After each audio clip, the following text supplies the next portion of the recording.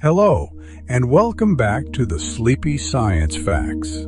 Tonight, we gently step into one of the most fascinating territories modern research has uncovered, the phenomenon often called mind over matter. Not as a cliché, not as motivational language, but as a measurable, documented frontier where thoughts, expectations, and attention interact with physiology in ways that continue to surprise even seasoned scientists.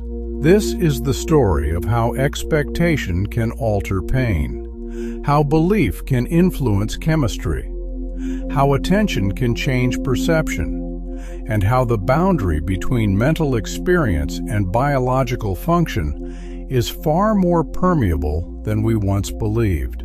For generations, experiences like placebo responses, stress reactions, and psychosomatic symptoms were dismissed as imagination. But today, these effects are recorded in brain scans. They appear in immune markers. They show up in hormone levels, nerve signals, and cardiovascular shifts.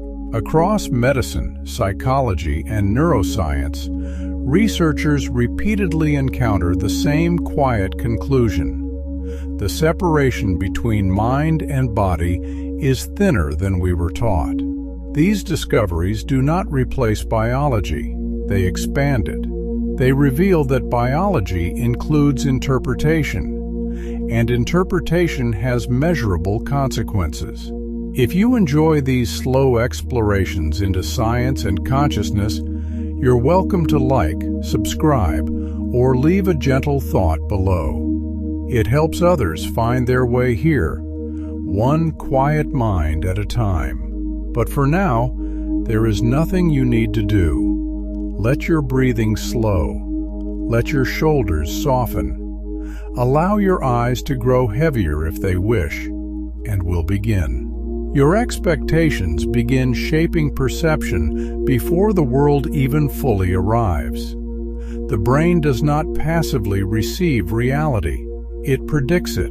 If identical wine is poured into two bottles, one labeled expensive and one labeled cheap, people consistently describe richer, deeper flavor from the expensive bottle, even though the liquid is exactly the same. In classic sensory experiments, simply changing the color of a drink alters how sweet participants report it tasting, without altering the recipe at all. Why? Because perception is constructed.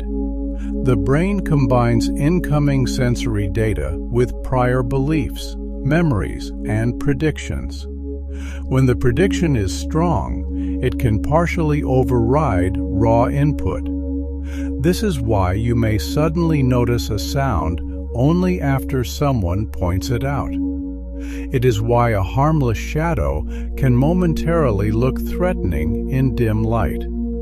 It is why anxiety can turn a normal heartbeat into a perceived emergency. Scientists call this framework predictive processing. According to this model, the brain is constantly generating hypotheses about the world. Incoming signals are compared against those hypotheses. If they match closely enough, the brain fills in the rest. When they don't match, surprise occurs, and the model updates. Expectation, then, becomes an active ingredient in perception, and expectations can be trained. Over time, what you anticipate shapes what you notice. What you repeatedly notice shapes what feels real. Your world becomes partly guided by the patterns your brain has learned to expect. A pill with no active drug can still alter heart rate, breathing patterns, and hormone release. If someone believes they are taking a stimulant, their pulse may rise.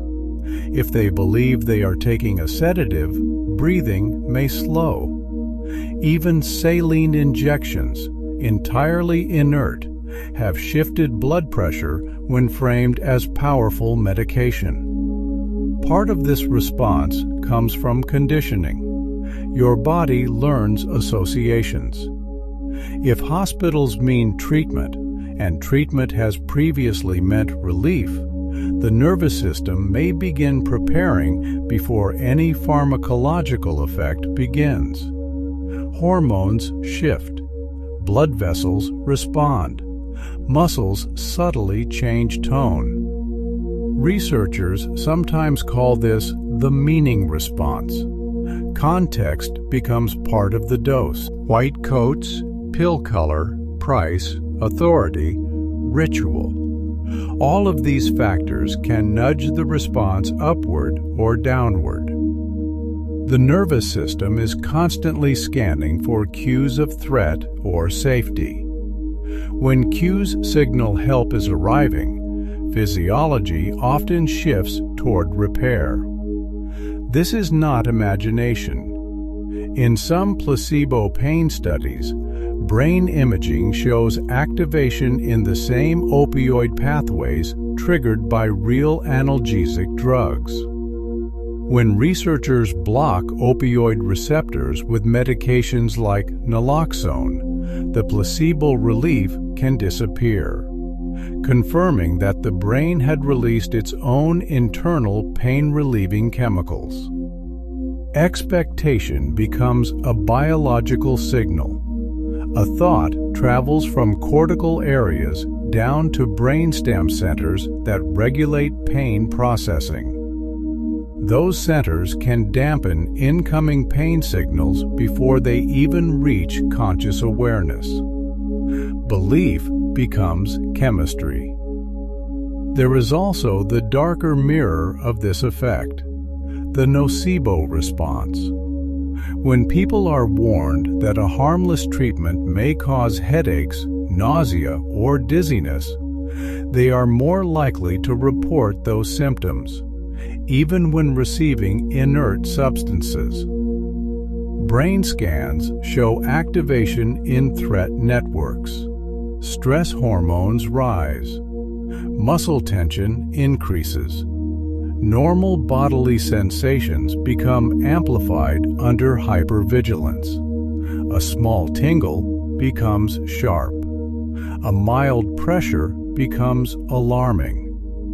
Language plays a role here. Words like sting, burn, or sharp pain can prime the nervous system toward heightened sensitivity. Medical professionals increasingly choose phrasing carefully, not to hide truth, but to avoid unnecessary threat signals.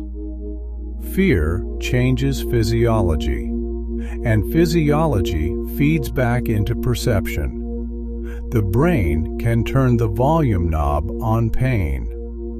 Two people with the same injury can report dramatically different levels of suffering. Pain is not a direct readout of tissue damage. It is a protective decision the brain makes. In high-threat situations, such as battle, soldiers sometimes report little pain until the danger passes. Later, once safety returns, pain intensifies. The brain prioritized survival over suffering. Pain modulation systems in the brainstem respond to context: fear, reassurance, attention, social support. When safety increases, amplification can decrease. Understanding this does not mean pain is imaginary. It means interpretation influences intensity. Stressful thoughts alone can influence immune signaling. After exams, arguments, or sleepless nights, researchers have measured increased inflammatory markers in the bloodstream. Inflammation is protective. It fights infection and repairs damage.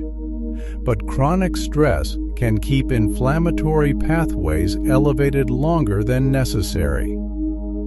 The brain communicates with the immune system through hormones and nerve signals. When threat feels constant, those signals can become dysregulated. Wound healing slows. Vaccine responses may weaken. Fatigue deepens. Yet safety signals can reverse the trend. Rest, social support, relaxation practices, even brief ones, can reduce stress chemistry when practiced consistently. Mind over matter appears here as measurable change.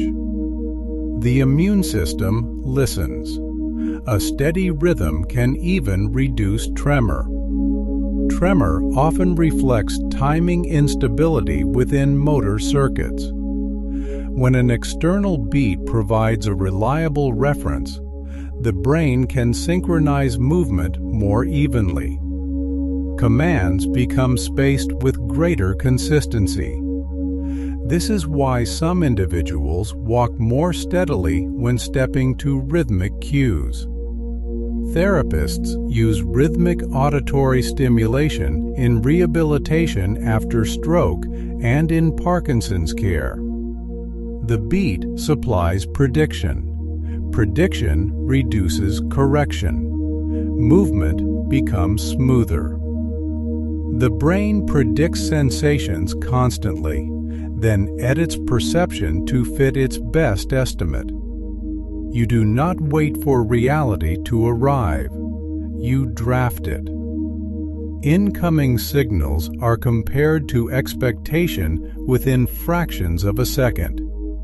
When they match closely enough, continuity feels seamless. When they conflict, surprise triggers adjustment. This explains misheard lyrics.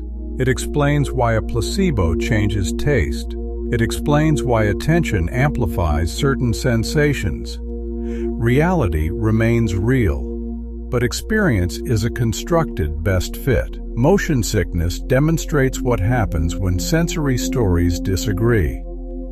The inner ear reports acceleration. The eyes report visual flow. Muscles report posture. When these signals conflict, such as reading in a moving car, the brain struggles to reconcile them. One theory suggests the nervous system interprets severe mismatch as potential poisoning. Nausea becomes protective. Coherence matters. When you look at the horizon on a boat, visual and vestibular signals align. The stomach often settles. Optical illusions reveal the shortcuts perception uses. Lines appear bent because depth assumptions override geometry. Colors appear different because context influences comparison. Motion appears where none exists because prediction fills gaps. Illusions are not failures of vision. They are windows into its rules. Perception favors speed over precision. Most of the time, the shortcuts help you navigate efficiently. Occasionally, they reveal how interpretation shapes seeing. Control influences pain intensity. When you can predict a sensation or stop it voluntarily, pain often decreases. The same stimulus feels more tolerable when chosen rather than imposed. Control signals safety. Safety lowers stress chemistry. Lower stress reduces muscle guarding. Guarding amplifies discomfort. Agency shifts experience. Fear can literally narrow vision. Under threat, attention concentrates on central cues. Peripheral awareness decreases. This tunnel effect may help in emergencies. In modern stress, it can limit perspective during meetings or social situations. When fear softens, perception widens again. Emotion reshapes sensory priority. High anxiety also magnifies harmless sensations. A mild flutter becomes alarming. Attention locks onto it. Stress hormones rise, creating additional sensations. Interpretation feeds physiology, which feeds interpretation again. Many panic episodes begin with normal signals misread as danger. Learning that urgency does not equal catastrophe interrupts the loop. Naming emotion recruits regulatory circuits. When you label a feeling clearly, anxious, sad, frustrated, language networks engage. Imaging studies suggest amygdala activity can decrease slightly when emotion is named accurately. The feeling remains, but overwhelm lessens. A word becomes structure. Structure reduces chaos. Reframing stress alters performance. Heart rate increases before a speech. If interpreted as fear, it competes with focus. If interpreted as readiness, it can enhance alertness. Physiology may look similar in both cases. Meaning determines whether escalation continues or stabilizes. The story you assign changes the trajectory. A physiological sigh, 2 short inhales followed by a long exhale, can reset breathing patterns quickly. It reopens small air sacs in the lungs and activates calming pathways. Many people sigh spontaneously after stress. The body resets itself. Blushing demonstrates how meaning alters circulation. Social attention triggers rapid dilation of facial blood vessels. Even imagining embarrassment can warm the cheeks. Thoughts about reputation translate into vascular change. Emotion writes directly onto the skin. The startle reflex proves that action often precedes thought. A loud sound activates brainstem circuits before conscious awareness catches up. Muscles brace first. Explanation arrives second. Much of behavior unfolds below narration. Your heartbeat shapes fear intensity. Signals from each beat travel upward, informing the brain of internal state. During certain phases of the cardiac cycle, fear cues may feel stronger. Interoception blends inner rhythm with outer stimulus. A racing heart can intensify perceived threat. Calming the heart softens emotional tone. Hunger alters perception. When blood sugar drops, neutral faces can appear more hostile. Irritation rises more easily. After nourishment, the same environment often feels less charged. Internal state colors social interpretation. Sleep deprivation amplifies pain signals and reduces emotional control. Inflammatory markers shift. Cognitive flexibility drops. Minor discomfort feels heavier. Rest restores resilience gradually. Expectation alone can influence alertness. In studies where participants were told they slept exceptionally well, some performed better despite unchanged sleep duration. Belief shifted attention and effort allocation. Energy perception partly reflects narrative. Dreams may rehearse threat scenarios. During REM sleep, emotional circuits remain active while motor output is inhibited. The brain runs simulations without physical risk. Nightmares reflect heightened rehearsal. Lucid dreaming reveals awareness within simulation. Consciousness has layers. Imagining sensory experiences activates overlapping neural networks with actual perception. Picture bright light. Pupils may subtly constrict in some individuals. Imagine a favorite meal. Salivation can begin. Imagination recruits physiology. Breathing style influences oxygen efficiency. Nasal breathing increases resistance, encouraging slower rhythm and steadier carbon dioxide regulation. Athletes sometimes use it to maintain controlled effort. Breath training increases tolerance to rising carbon dioxide, reducing panic sensitivity. Interpretation changes tolerance. Cold exposure feels different when attention shifts from resistance to observation. Experienced cold swimmers describe the initial shock followed by settling. The water temperature remains constant. The distress response changes. Meaning reduces intensity. Purpose alters endurance. When discomfort serves a valued goal, perceived effort drops relative to the same workload without meaning. Value shifts cost evaluation. Elaborate treatment rituals can enhance placebo responses.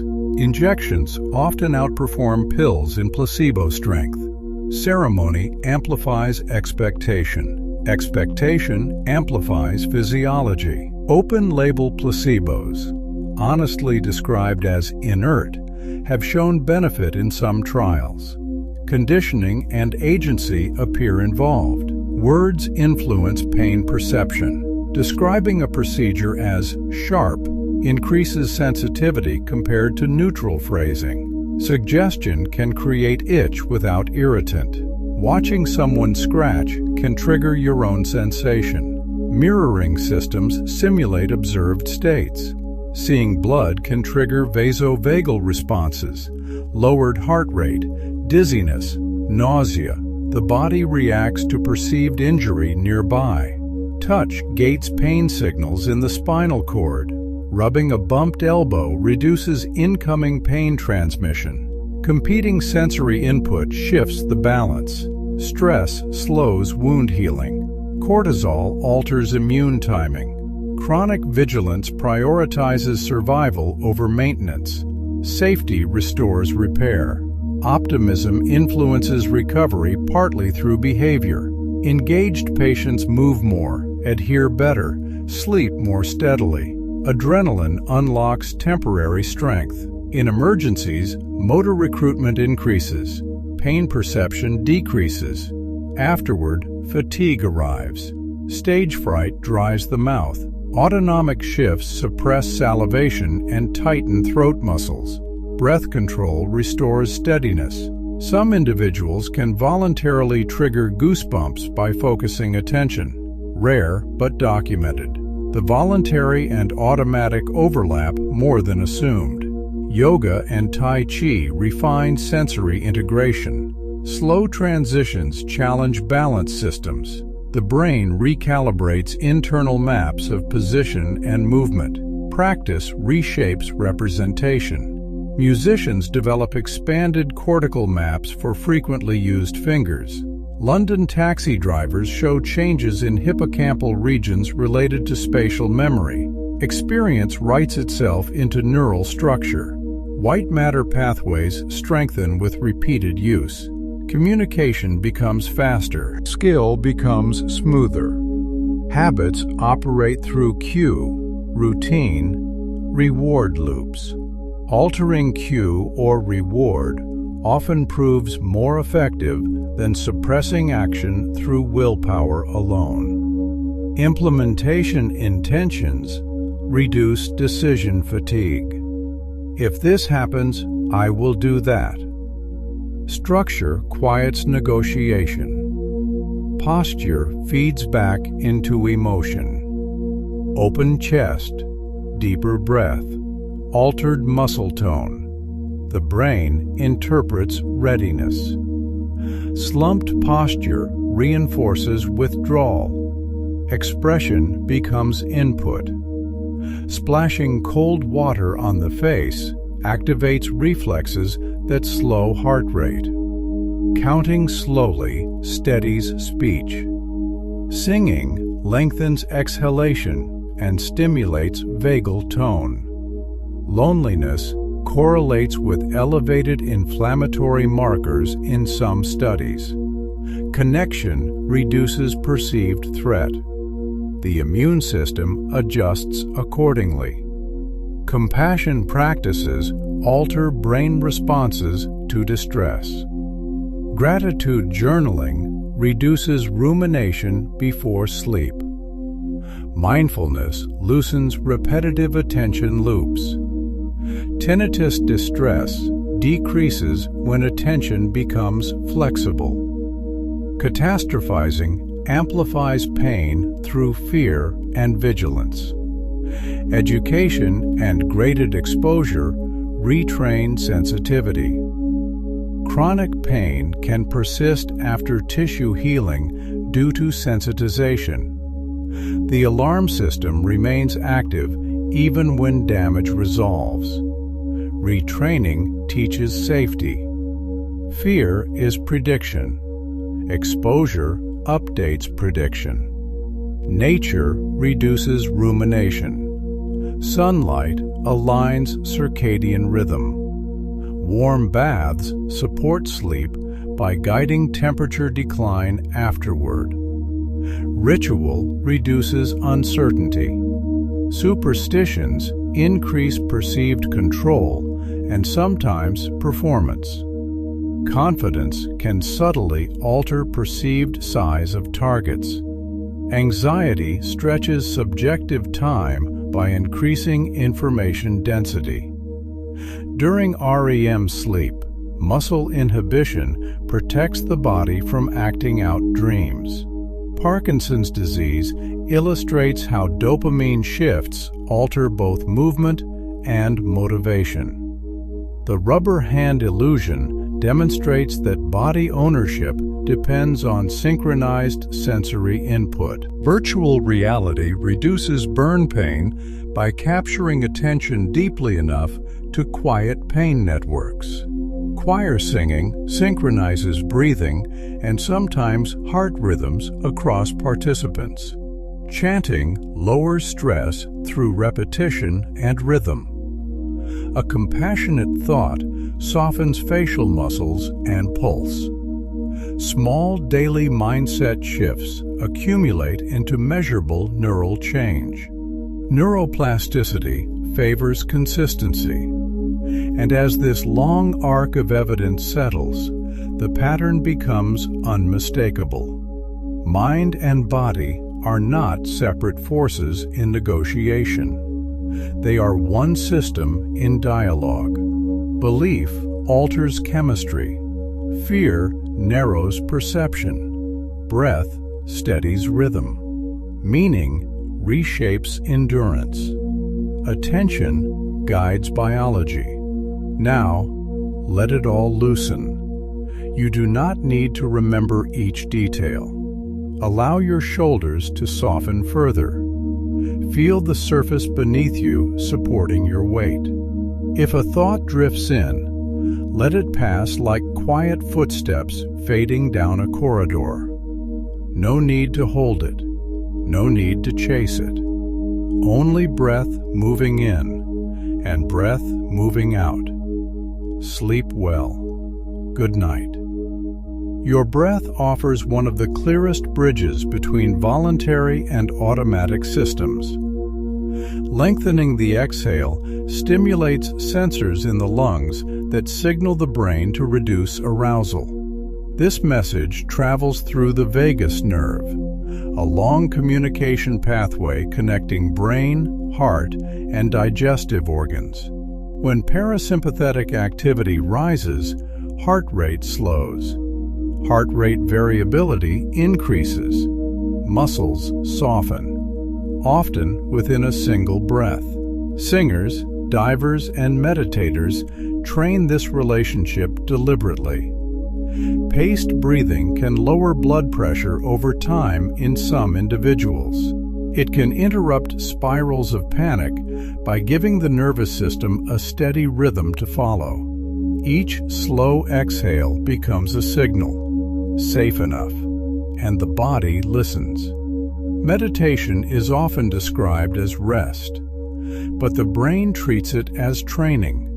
Long-term practitioners show measurable differences in brain regions linked to attention, emotional regulation, and self-awareness. In imaging studies, certain cortical areas appear thicker, particularly those involved in sustained focus and impulse control. This is neuroplasticity in action. Repeated mental practice strengthens circuits the way repeated movement strengthens muscles. Even 8 weeks of structured training has been associated in some studies with detectable shifts in connectivity between emotional centers and regulatory regions.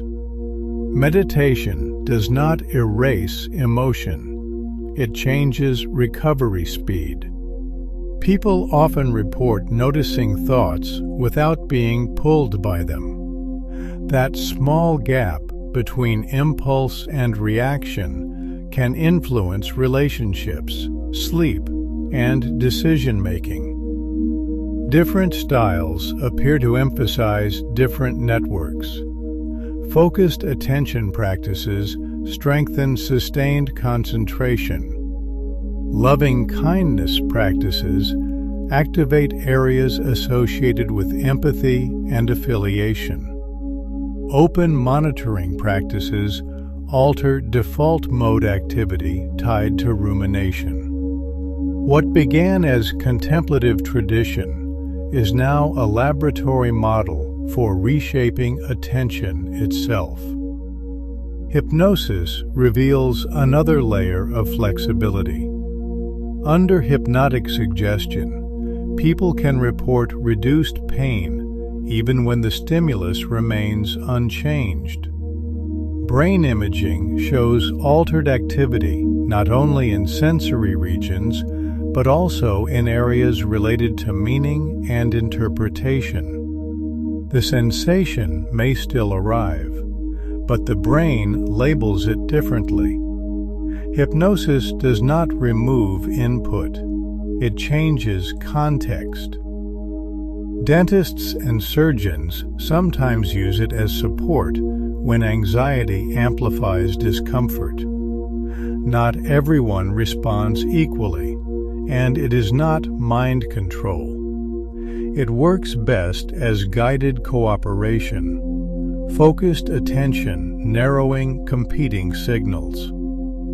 In that state, suggestion can recruit internal calming systems similar to those activated during deep absorption in music or film. Attention becomes selective medicine. Your body also responds to imagined threats. Picture an upcoming interview. Your palms may sweat before you move. Watch a tense scene in a film, and your pulse may climb even though you are safe. The brain's threat detection systems do not always distinguish between memory, prediction, and present reality. If a scenario feels urgent enough, adrenaline releases. Blood shifts toward muscles. Digestion slows. This response is adaptive in real danger. But in chronic anxiety, it can remain partially active. People living with persistent worry often feel fatigue, not because they are weak, but because their nervous systems repeatedly rehearse emergencies that never arrive. Therapies such as exposure and imagery rehearsal reverse this process. By repeatedly experiencing feared scenarios safely, the brain updates its predictions. The alarm quiets, muscles soften, heart rhythm steadies. Thought shapes physiology, Physiology feeds the next thought.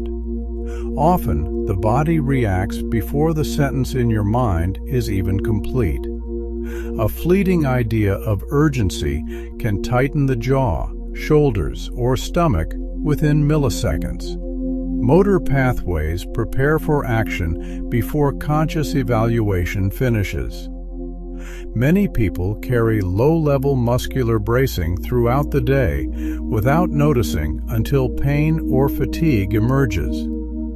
The feedback loop runs quietly. Tight muscles send danger signals back to the brain. The brain interprets tension as confirmation of threat. Learning to soften the body early interrupts escalation. Slow exhaling can calm panic not by adding oxygen, but by stabilizing carbon dioxide levels. Many panic sensations stem from hypersensitivity to carbon dioxide changes. Rapid breathing lowers carbon dioxide too quickly, creating dizziness and tingling that feel alarming. A long, steady exhale restores balance. It reassures the brainstem that breathing is under control.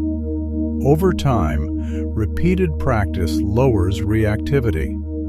Sensations once interpreted as catastrophic become tolerable. This is not forcing calm. It is retraining interpretation. Biofeedback demonstrates that even subtle physiological processes can be guided with awareness. In thermal biofeedback, a small sensor measures fingertip temperature. Stress constricts small blood vessels, cooling the skin. By observing temperature changes in real time, individuals learn which thoughts or muscle patterns shift circulation. With practice, many can intentionally warm their fingertips by relaxing attention and posture. The process reveals something important. What feels automatic may still be trainable. Mental rehearsal extends this idea into movement. Athletes imagining lifts, sprints, or precise motor sequences activate many of the same brain regions used during actual performance. Neural timing patterns strengthen without muscle contraction. Studies have found measurable strength gains from imagery alone, particularly when paired with physical training. The brain refines coordination maps. When real movement occurs, it feels familiar. Strength is partly muscle, but it is also signal clarity. Phantom limb pain offers a powerful example of how the brain constructs bodily experience. After amputation, many individuals continue to feel sensation, itching, cramping, burning in a limb that no longer exists. The brain's body map remains active. Nearby sensory signals can trigger this outdated representation. In some cases, the mismatch between motor intention and sensory feedback generates pain. Pain here is real, but it is not coming from tissue. Mirror therapy uses visual illusion to update that map. By reflecting the intact limb to appear where the missing one would be, the brain receives matching movement confirmation. In many cases, phantom pain decreases. Sight reshapes sensation. The nervous system prefers coherence. When intention, vision, and feedback align, alarm softens. Chronic stress affects memory structures over time. The hippocampus, central to learning and emotional regulation, is sensitive to prolonged cortisol exposure. Animal research shows reduced branching of neurons under chronic stress. Human studies associate long-term stress with differences in hippocampal volume and memory clarity. This helps explain why sustained stress can make thinking feel foggy. The encouraging part is reversibility. When stress reduces, plasticity allows recovery. Sleep, exercise, therapy, and supportive relationships are linked with improved cognitive resilience. The brain remains adaptable. Touch provides another biological safety signal. Gentle, reassuring contact activates specialized nerve fibers connected to emotional processing regions. Cortisol levels can decrease. Pain ratings can drop. Muscle guarding can relax. The effect depends on trust and consent. When touch signals safety, the nervous system shifts from defense toward restoration.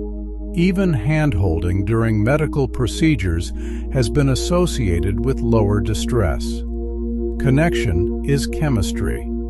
Laughter releases endorphins and shifts attention outward. Shared humor often increases pain tolerance temporarily. Breathing synchronizes. Facial muscles soften. Threat monitoring decreases. The change may be brief, but it demonstrates flexibility. A comforting voice can regulate infants' heart rate and breathing.